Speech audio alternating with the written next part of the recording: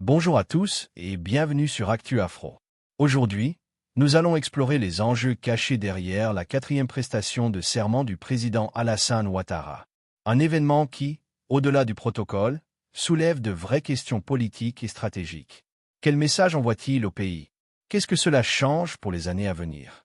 Restez bien jusqu'à la fin pour une analyse complète et accessible. Si ce contenu vous intéresse, abonnez-vous maintenant et activez la cloche pour recevoir nos prochaines vidéos.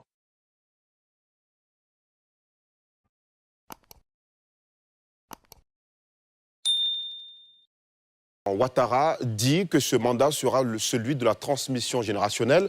La première fois, c'était le 29 janvier 2025, quand il annonçait sa candidature à 13h exactement sur nos antennes, qu'il était donc candidat à la présidentielle d'octobre 2025. Et aujourd'hui encore, il réitère, ce mandat sera celui de la transmission générationnelle. Qu'est-ce que ça signifie concrètement, ce terme, dans le contexte politique, économique et social actuel de notre pays? Cheikh Oumar Doumbia. Qu'est-ce que ça signifie? Peut-être le renouvellement du personnel politique. Et je pense qu'il y a des mots dans le discours aussi qui accompagnent peut-être cette idée de transmission générationnelle. Il parle beaucoup d'audace, de productivité, d'innovation, et tout ça orienté vers la jeunesse, d'économie orientée vers la transformation locale. Bon, c'est peut-être la compréhension réelle que la démographie de la Côte d'Ivoire aujourd'hui est à plus de 70% de jeunes d'un certain âge et qu'il est nécessaire que cette jeunesse soit non seulement préparée, encadrée, mais aussi assistée dans sa volonté de s'épanouir à la fois économiquement, mais aussi politiquement. Et je pense que c'est dans cette optique que le chef d'État avance. Docteur Kamenan? Oui, pour la question de la transmission générationnelle, c'est le concept de génération même qui attire mon attention, dans la mesure où c'est la capacité d'engendrer. Donc, c'est vrai, il y a la dimension biologique, mais aussi il y a la dimension de l'héritier qui peut succéder au trône ou bien à la présidence ou à une position. Donc, pour moi, le président en est conscient parce que, avec tout son parcours, avec tout son leadership, avec toute sa carrure internationale, il a un héritage. Donc, la question pour lui, à cette dimension, c'est de savoir qui sera en mesure de préserver non seulement cet héritage, mais également de le transmettre. On a vu le président Félix Houphouët-Boigny qui a eu un héritage et qui l'a transmis. On a vu un peu comment la guerre des héritiers a géré cet héritage-là. Donc aujourd'hui, il est conscient que ça ne serait à rien de travailler et derrière vous, le travail sera jeté, foutu, je ne dirais pas la med, mais ne sera jeté à l'eau. La preuve, en 2020, dans son discours pour se positionner, il a dit que beaucoup d'efforts ont été faits et la raison pour laquelle il se présente, c'est parce que suite au cas de force majeure, il n'y avait pas quelqu'un qui pouvait prendre ça pour assurer le leadership. Donc, il a dit qu'à ce moment-là, il pourrait être légitime de conduire le force. Il revient encore à ce niveau-là pour mettre l'accent sur ce fait. Donc, pour moi, c'est une préoccupation majeure pour tout leader politique, surtout de sa carrure, qui envisage de construire une Côte d'Ivoire ambitieuse, qui fait des infrastructures qui vraiment redéfinissent un peu le contour de la capitale politique et capitale économique de la Côte d'Ivoire. Pour moi, c'est un élément très important pour nous. Simon Josias, vous y voyez aussi peut-être la fin de l'ère Ouattara, une annonce de cette fin. Certainement, parce que même s'il ne l'avait pas dit, on pressentait déjà cette fin-là, avec le dernier mandat, l'âge, etc. Mais lorsqu'il dit aussi que c'est la transmission générationnelle, ou ce sera le passage à cette transmission, ça ne veut pas dire directement que ce seront les jeunes qui vont le remplacer. Il dit transmission générationnelle. M. Ouattara a 83 ans. Donc si on veut voir une génération en dessous, on va parler par exemple de ceux-là qui ont 60 ans, 65 ans. Pas nécessairement ces jeunes-là qui ont 35 ans, 45 ans, etc. Justement, quand on parle de transmission générationnelle dans la politique ivoirienne, est-ce qu'on fait référence à l'âge? Ici, la transmission générationnelle, dans l'entendement, c'est ça. C'est l'âge. Mais ça peut s'entendre aussi par la période ou de la durée sur la scène politique. C'est-à-dire qu'il y a une période où on a eu des acteurs de 90, par exemple, et il y a une période où on aura, par exemple, des acteurs de 85 ou de 2000. Pas nécessairement des gens qui avaient 20 ans à cette période-là, peut-être qui avaient le même âge que le président, mais qui sont apparu sur la scène politique à cette période-là. Mais la transmission générationnelle, comme on l'entend de façon générale, c'est qu'on parle des jeunes. C'est pourquoi je tenais à signifier que ce n'est pas nécessairement les jeunes.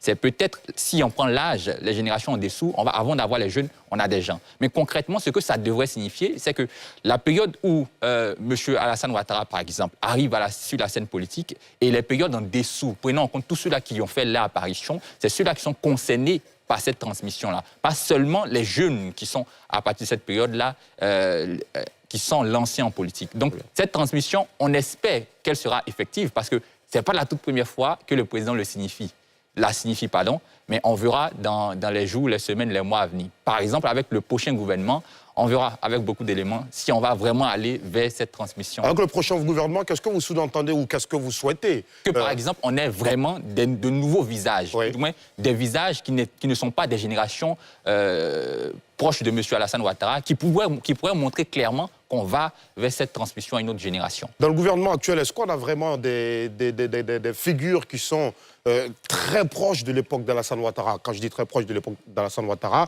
qui était sur la scène politique quand il arrivait pour être Premier ministre. Docteur Arthur Kamena Yoboué. On a d'abord le Premier ministre. Robert Begremont, ben oui. Le Premier ministre, on a, quand je regarde le gouvernement actuel, c'est lui qui m'est venu en esprit. Cissé Bakongo, tous ses camarades de lutte.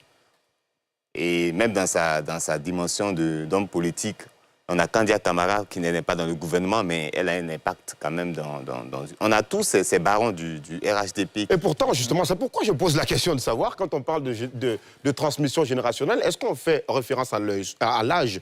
Souvenez-vous qu'en 2020, lorsque la candidature de feu le Premier ministre Amadou Ngon Coulibaly était portée, on disait qu'on partait vers cette nouvelle génération. Et pourtant... Il n'avait pas 40 ans. Il n'a pas 40 ans. C'est pourquoi j'ai insisté sur la capacité d'engendrer politiquement. Ce n'est pas forcément lié à l'âge. C'est la capacité de pouvoir trouver quelqu'un qui va gérer l'héritage. Très bien. Cette personne peut être dans un corps dit vieux, mais si elle a cette capacité-là, elle pourra être légitime pour pouvoir conduire le processus. Un peu comme le fameux débat jeune-vieux ou vieux-jeune. Exactement. Bon, on en reparlera. Mohamed Nour Diarasouba.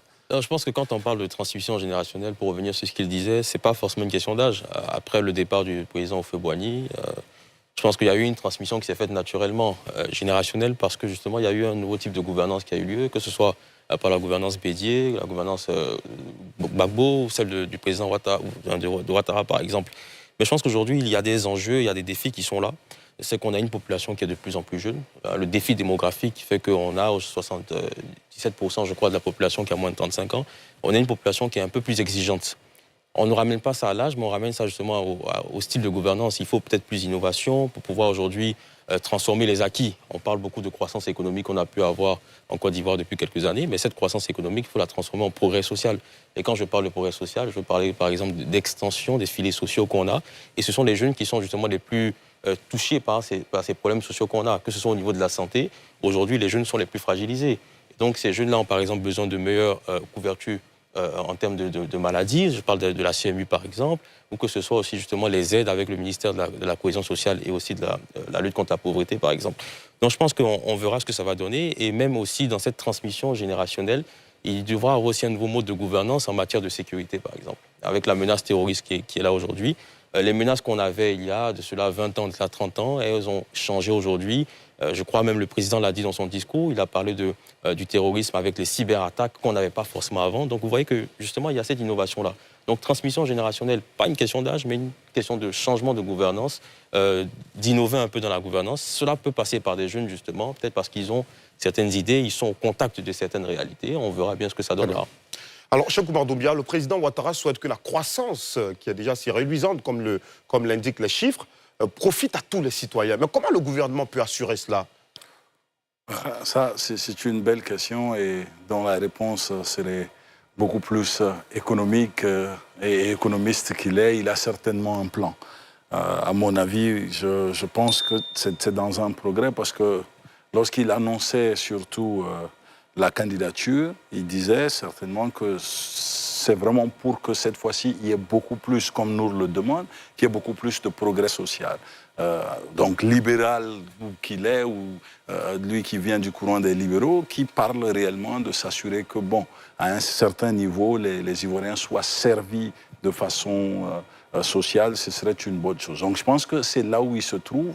Nous arrivons à créer de la richesse, maintenant répartir cette richesse. Donc je pense que c'est un travail qu'il a voulu faire en 2 temps et qu'il détient certainement la légitimité nécessaire pour réussir cette mission.